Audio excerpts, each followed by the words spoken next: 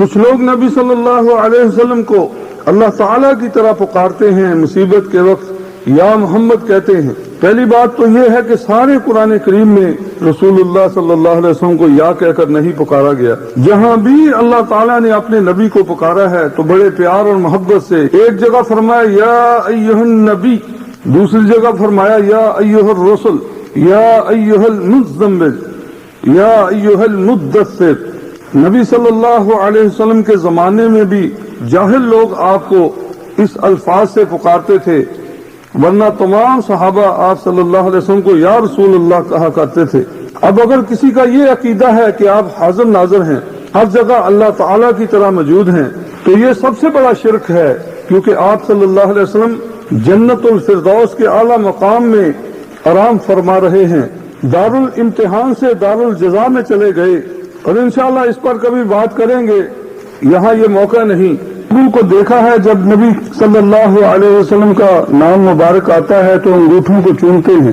حال بیچاروں کا یہ ہے کہ کتنے لوگ ایسے ہیں نماز تو پڑھیں گے نہیں مگر یہ عمل کریں گے، کوئی انگوٹھے نہ چومے تو ناراض ہوتے ہیں۔ اس کی مثال اس شخص جیسی ہے جو کہے کہ ابا جان آپ سے بڑا پیار ہے، محبت ہے، مگر ابا جان اگر کوئی کام کہے تو وہ بات نہیں مانیں گے، تو یہ کیسی محبت ہے؟ نبی صلی اللہ علیہ وسلم سے صحیح سند کے ساتھ ایسی کوئی روایت ثابت نہیں کہ آپ نے فرمایا ہو کہ جب میرا نام سنو تو انگوٹھے چومو۔ حالانکہ انگوٹھوں سے تو نہیں نکلتا تو منہ سے ہے۔ اگر کسی نے عمل کرنا ہے تو صحیح عمل کرے نا۔ رسول اللہ صلی اللہ علیہ وسلم کی صحیح احادیث میں یہی ثابت ہے کہ جب آپ کا نام مبارک آئے تو صلی اللہ علیہ وسلم یا کوئی اور درود پڑھے۔ یہ خاص کر اس موقع پر لوگ چومتے ہیں جب مؤذن کو اذان دیتے ہوئے سنتے ہیں، جبکہ بخاری اور مسلم کی حدیث میں آتا ہے کہ آپ نے فرمایا اذا سمعتم المؤذن فقولوا مثل ما يقول ثم صلوا علیہ، جب تم اذان سنو تو جو کلمات مؤذن نے کہے ہیں وہی تم بھی کہا کرو اور پھر مجھ پر درود پڑھا کرو۔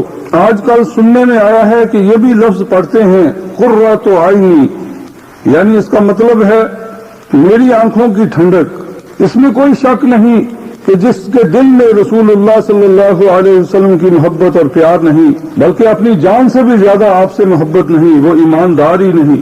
بھائیوں اور دوستوں، غور کرو کہ میں کیوں بات کر رہا ہوں، ہم کیوں ایسی بات کرتے ہیں، لوگوں کو غلط باتوں سے کیوں روکتے ہیں؟ اسی وجہ سے کہ ہمیں رسول اللہ صلی اللہ علیہ وسلم سے اتنی محبت ہے کہ ہم ساری دنیا کے انسانوں کو اللہ کے نبی کے خلاف ایک بات بھی ہوگی اس کو آگاہ کریں گے۔ امام بخاری رحمۃ اللہ علیہ کی مشہور خواب جو بخاری لکھنے سے پہلے ان کو آئی تھی، کہتے ہیں کہ میں نے خواب میں دیکھا کہ نبی صلی اللہ علیہ وسلم سے مکھیوں کو میں ہٹا رہا ہوں، تو کسی نے تعبیر بتائی کہ آپ کے خلاف جو بدعات ہوں گی ان کو آپ ہٹائیں گے، ان کو آپ دور کریں گے، تو اللہ نے ان سے ایک عظیم کام لیا۔ یہ تو لوگ سمجھتے ہیں کہ ہم پیار کرتے ہیں اور ہم کچھ نہ کچھ اس کا اظہار کریں، مگر افسوس کہ وہ یہ نہیں سمجھتے کہ اگر اس طریقے سے نہ کیا جائے جس کی ہدایت اللہ نے اور اس کے رسول نے دی ہے صلی اللہ علیہ وسلم، تو وہ قبول بھی نہیں ہوگا۔ تین شرطیں ہیں ہر نیکی کے قبول ہونے کے لیے: ایمان کا صحیح ہونا، سنت کے طریقے پر وہ عمل ہو، اور اللہ کی رضا کے لیے ہو۔ ان تینوں چیزوں میں ایک چیز بھی رہ جائے گی تو قبول نہیں ہوگا۔ مثلا ایک آدمی کا ایمان صحیح ہے، اللہ کی رضا کے لیے کر رہا ہے، مگر نبی صلی اللہ علیہ وسلم کا طریقہ نہیں، تو اللہ کے ہاں وہ ہرگز قبول نہیں۔ یا ایک آدمی سنت طریقے پر کر رہا ہے مگر اللہ کی رضا نہیں، پھر بھی قبول نہیں۔ یا پہلا ایمان ہی ٹھیک نہیں، دونوں چیزیں یعنی سنت اور اللہ کی رضا ہے، پھر بھی نیکی قبول نہیں۔ نیکی کے لیے یہ تین شرطیں ہمیشہ یاد رکھا کریں کہ جو ہم عمل کر رہے ہیں ہمارے نبی صلی اللہ علیہ وسلم نے حکم دیا ہے، اگر نہیں دیا تو وہ مردود ہے، رد کیا جائے گا۔ چنانچہ یہ ساری بناوٹی روایات ہیں، موضوع ہیں جو نبی صلی اللہ علیہ وسلم کے بعد زمانے میں گڑی گئیں۔ چنانچہ علامہ سیوطی فرماتے ہیں کلھا موضوعات، اس کی تمام روایات موضوع ہیں تحصیل المقال میں۔ اسی طرح حنفیوں کے بہت بڑے ایک عالم ہیں جن کا نام ابن عابدین یعنی امام شامی، وہ فرماتے ہیں اس کے متعلق جتنی بھی روایات ہیں وہ کوئی بھی صحیح نہیں۔ صحابہ رضی اللہ تعالی عنہم اجمعین کو نبی کریم صلی اللہ علیہ وسلم سے جتنی محبت تھی، اس قدر کسی قوم کو اجماعی طور پر اتنی محبت نہ ہوگی۔ کبھی کبھی جذبات میں آ کر، محبت میں آ کر جب کوئی ایسا فعل کرتے تھے تو آپ صلی اللہ علیہ وسلم اس کی تصحیح کر دیتے تھے۔ چنانچہ ایک حدیث جو بہقی کے اندر آتی ہے حسن سند کے ساتھ، صحابہ کرام نے ایک مرتبہ نبی صلی اللہ علیہ وسلم کے وضو کے پانی کو اپنے جسموں پر ملنا شروع کر دیا تو آپ صلی اللہ علیہ وسلم نے فرمایا ما یحملکم علی ھذا، تمہیں کس چیز نے ایسا کرنے پر ابھارا ہے، یعنی تم لوگ ایسے کیوں کر رہے ہو؟ تو سب نے کہا قالوا حب اللہ ورسولہ، کہنے لگے اللہ اور اس کے رسول کی محبت نے۔ فقال النبی صلی اللہ علیہ وسلم من سرہ ان یحب اللہ ورسولہ ویحب اللہ ورسولہ، جسے یہ بات پسند ہو کہ اللہ اور اس کے رسول اس سے محبت کریں اور وہ اللہ اور اس کے رسول سے محبت کرے، فلیصدق حدیثہ اذا حدث، جب بات کرے تو سچ بولے، ولیؤدی امانتہ اذا اؤتمن، امانت کو ادا کرے اس میں خیانت نہ کرے، ولیحسن جوار من جاورہ، اور جس کا ہمسایہ بنے ہمسائیگی اچھی طرح ادا کرے، یعنی اپنے پڑوسیوں سے اچھا سلوک کرے۔ یہ چیزیں ہیں جو محبت کے دعوے کی تصدیق کرتی ہیں، نہ کہ صرف زبان سے کہنے سے یا صرف انگوٹھے چومنے سے انسان کا دعویٰ سچا ہوتا ہے۔ ہمیں نبی صلی اللہ علیہ وسلم کے اوپر کثرت سے درود پڑھنا چاہیے، خاص کر جمعے کے دن، کیونکہ بہت سی صحیح حدیثوں میں آتا ہے جمعے کی فضیلت میں۔ مگر یہ بات یاد رکھیں کہ ہماری آواز وہاں تک نہیں پہنچتی، کیونکہ کچھ لوگ ضعیف حدیث بلکہ موضوع حدیث کے اوپر عقیدہ بنائے ہوئے ہیں کہ دنیا میں جہاں بھی ہم درود پڑھیں ہماری آواز رسول اللہ صلی اللہ علیہ وسلم تک پہنچ جاتی ہے اور آپ کو اس کی خبر ہو جاتی ہے کہ کون پڑھ رہا ہے۔ جس کتاب میں یہ حوالہ ہے اس کا نام ہے جلاء الافہام، جس کے الفاظ یہ ہیں جمعے والے دن مجھ پر کثرت سے درود پڑھا کرو، نہیں کوئی آدمی جو مجھ پر درود پڑھتا ہو مگر مجھ تک اس کی آواز پہنچ جاتی ہے، حیث کانا، جہاں بھی وہ ہو، قلنا وبعد وفاتک، ہم نے کہا آپ کی وفات کے بعد بھی، قال وبعد وفاتی، میری وفات کے بعد بھی۔ القول البدیع کے اندر امام عراقی فرماتے ہیں ان اسنادہ لا یصح، بلا شبہ اس کی سند صحیح نہیں، سعد ابن ابی مریم اور خالد بن یزید کے درمیان انقطاع ہے۔ کچھ لوگوں نے جمعے کی نماز کے بعد ایک بدعت نکالی ہوئی ہے کہ مسجد میں سب لوگ کھڑے ہو جاتے ہیں اور ایک کرسی بھی رکھ لیتے ہیں اور عقیدہ رکھتے ہیں کہ رسول اللہ صلی اللہ علیہ وسلم اس کرسی کے اوپر آ کر بیٹھیں گے۔ ان کے عقیدے کے مطابق اگر وہ حاضر ہیں تو پہلے ہی موجود ہیں، کرسی کی ضرورت کیا ہے؟ اور ایک وقت میں اگر 100 مساجد ہیں تو کیا ہر مسجد کے اندر آپ صلی اللہ علیہ وسلم ہر کرسی پر بیٹھتے ہیں؟ اور اگر آپ پہلے ہی موجود ہیں تو کرسی کس کے لیے لائے ہیں؟ اور امامت کیوں کرائی ہے امام صاحب نے، جبکہ امام الانبیاء کے ہوتے ہوئے کسی کی جرت کیا ہے کہ وہ آگے بڑھے؟ رسول اللہ صلی اللہ علیہ وسلم امام الانبیاء ہے۔ معراج کی رات میں کسی نبی نے جماعت نہیں کرائی سوائے رسول اللہ صلی اللہ علیہ وسلم نے۔ شب برات کے متعلق کچھ عرض کرنا چاہتا ہوں، تو اس کو عام لوگ شب قدر بھی کہتے ہیں، حالانکہ شب قدر یہ لیلۃ القدر کی رات کو کہا گیا ہے۔ سورۃ الدخان کی 3 اور 4 آیت میں جو اللہ تعالیٰ نے ذکر کیا ہے برکت والی رات کا، اس سے دلیل پکڑتے ہیں کہ یہ شعبان کی شب قدر کی رات ہے۔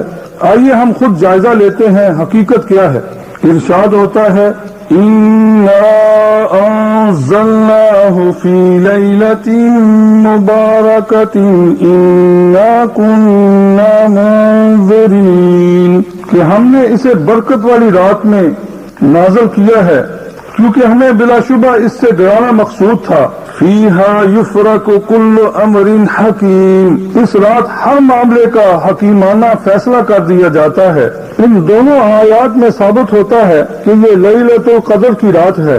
انزلناہ سے مراد قرآن کریم ہے، اس لیے کہ اس سے پہلی جو آیت ہے یعنی 2 نمبر آیت، اس میں واضح طور پر اللہ تعالیٰ نے قرآن کریم ہی کو کہا ہے مثلاً والکتاب المبین، اور واضح کتاب کی قسم یعنی کتاب مبین کی قسم، اور سورۃ القدر جس میں ارشاد ہوتا ہے اِنَّا أَنزَلْنَاهُ فِي لَيْلَةِ الْقَدْرِ، بے شک ہم نے اس کو یعنی قرآن کریم کو لیلۃ القدر میں نازل فرمایا ہے۔ سورۃ البقرہ کی 185 نمبر آیت میں بھی یہی ارشاد ہے شہر رمضان الذی انزل فیہ القرآن، رمضان کے مہینے میں قرآن نازل کیا گیا ہے۔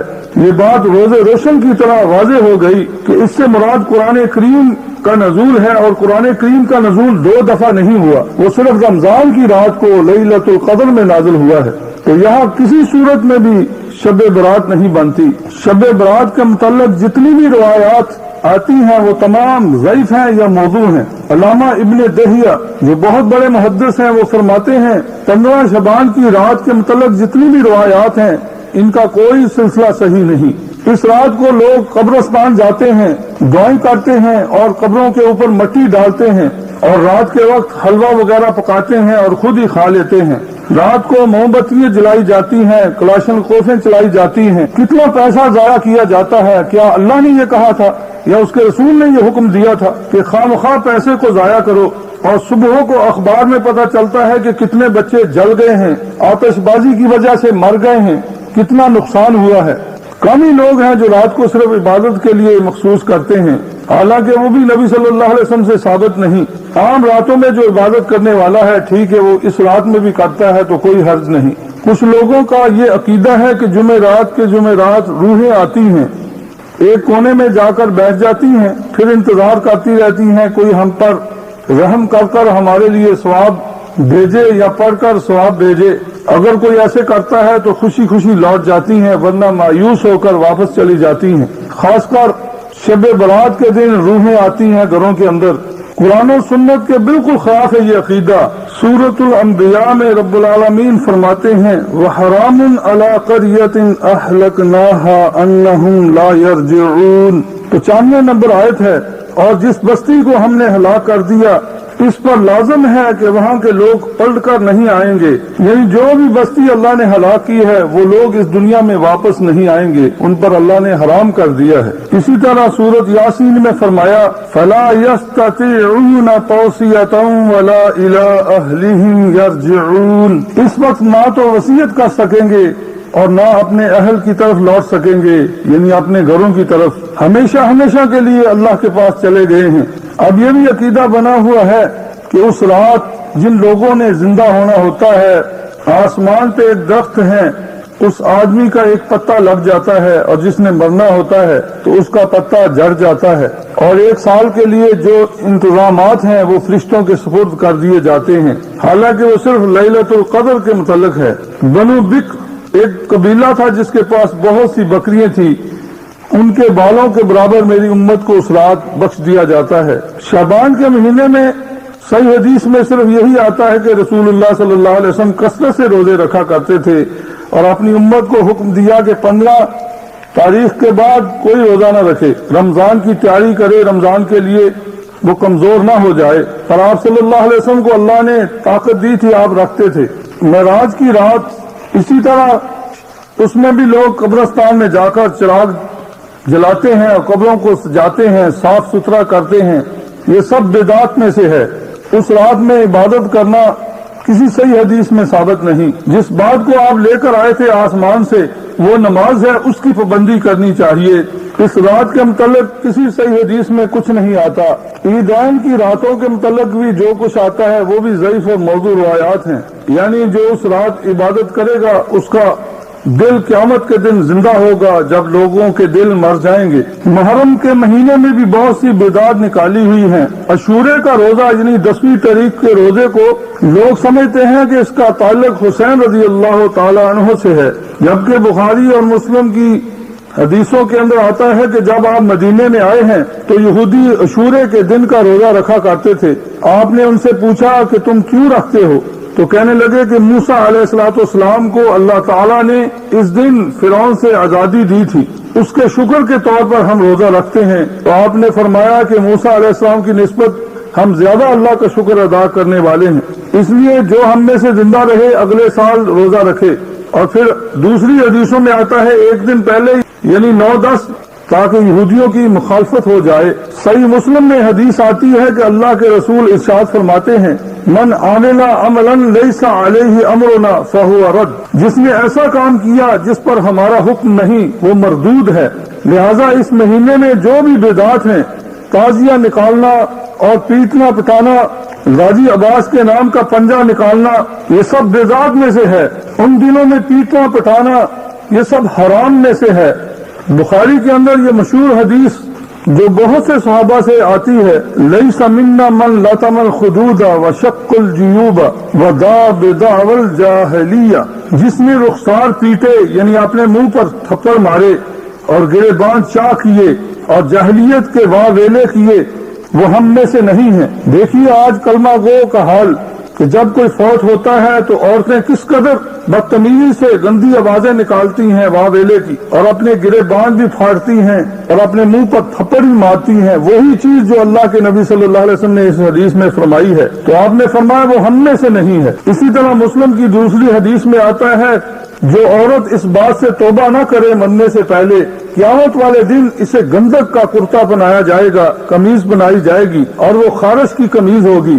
سوچو کہ اگر کسی آدمی کو خارش لگ جائے جسم پہ تو کتنی تکلیف ہوتی ہے۔ یہاں تو پھر بھی آدمی کچھ علاج کر لیتا ہے، نیند آ جاتی ہے، وہاں یہ بات بھی نہ